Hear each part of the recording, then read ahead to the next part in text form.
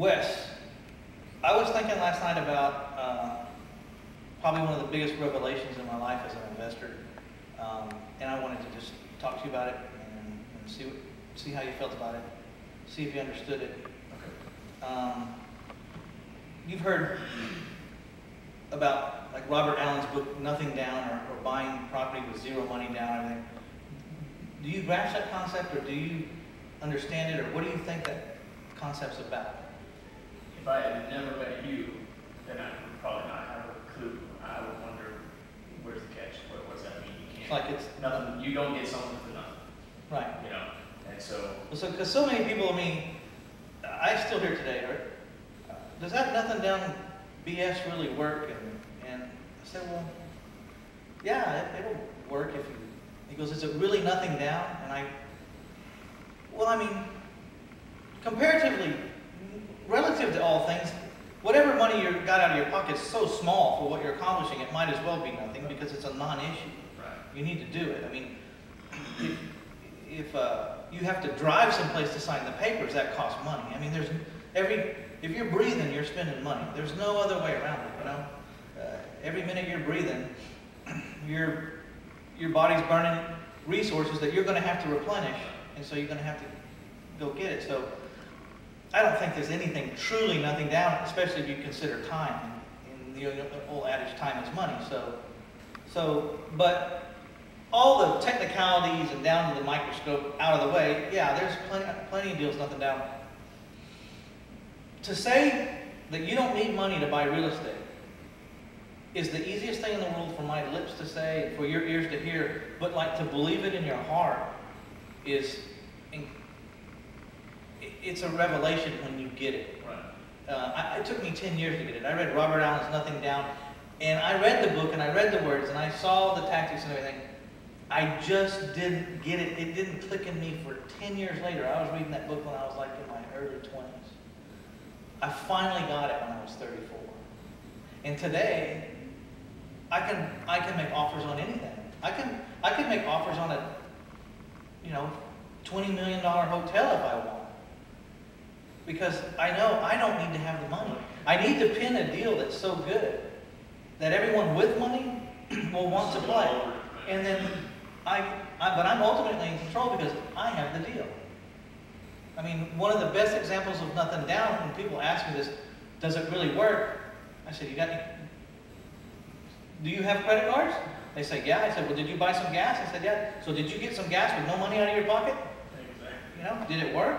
The difference is you couldn't sell that gas for twice what you paid for it to pay the card and keep what's left over. So try to find something you can buy with your credit card that works that way. It doesn't matter that the credit card's 18% or 21%. That's an annual interest rate. I'm only going to have mother's house for 60 days, or sometimes 6 days, or sometimes I have them sold before I even bought them. I know where we're going. I've already talked to the guy. I have it under contract. I'm going out finding my buyer. Sometimes I won't take a house down unless I have it already sold.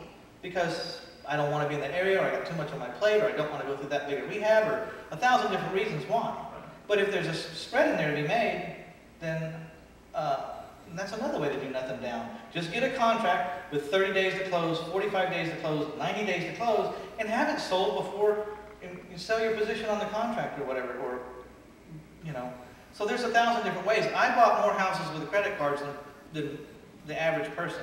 There was a time when you could get as many credit, if you had good credit, you could get as many cards as you wanted. And they would all give you their maximum because they checked your credit and it was good, so they'd give you the maximum. So I could get 20,000, 15,000, 25,000, 10,000 off any of these cards. And the truth be known is I could go down to the bank and in like 2 or 3 days, I'd have like $350,000 sitting on my kitchen table if I wanted to. Right. It's not secured by anything. Right. So then I take that money down and I started buying houses for cash and making my payments out of the cash till they would sell. But what I did was I took those credit cards and when I used a credit card for a house, I said, give me 10 on this one, give me 10 on this one, and give me 10 on this one. That's $30,000. And back when I was doing that 10 years ago, you could buy a house down here for $15,000. And then I said, give me 10 for the rehab. So I had 4 cards laid out. I take those 4 cards and I would put them in the file. I would take them to the inside of the file. So that when I sold that house for $60,000, I got every penny of the 60,000 because there was no liens. But I had to go back, say, wife, can you get out those 4 credit cards, call them up and find out what the payoffs are, because I gotta take that money out of here, and whatever's left over, that's ours. So I did that. It was not unusual for me to have like $150,000 to $200,000 worth of credit card debt at any given day. But I had $600,000 worth of houses, or $500,000 worth of houses, or whatever, you know? So, yeah, the nothing thing down works, but how I like to explain it to people is if you can get the Empire State Building on, so let's say, I don't even know what the Empire State Building's worth, but let's just say it's worth $200 million. If you can get it under contract for $100 million, you don't need the money. Yeah, you just fax Donald. Say, hey Donald, I understand the Empire State Building's worth about 200. I got it under contract for $100 million. Why don't we partner? You want to partner on this deal? Bring the money. And you know, then Donald will probably write you back and go, I'm going to count that you failed. I'm not going to send you the money because I'm going to buy it for the 100. And you say, okay, I guess I need to go down to the Wall Street Journal because I need to place a full-page ad. If it's still left, I guess you'll get it. Someone's coming. He'll be calling me, hey son, come back. We can work something out. Oh, well, what do you want to do? He says, well, I really don't want to be partners with you because you don't know what you're doing. I says, well, okay, so what do you want to do?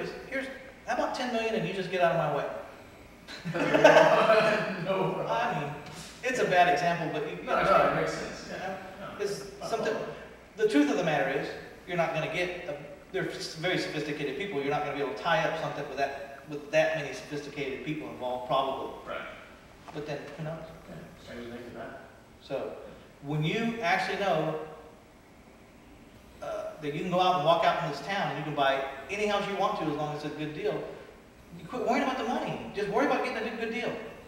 Worry about the money after everyone signed the paper and you've got 30 days to close. Now, we'll talk to you later about staying out of trouble and making promises you can't keep and ruining your reputation when you sign that paper. But you get my drift, right? All right.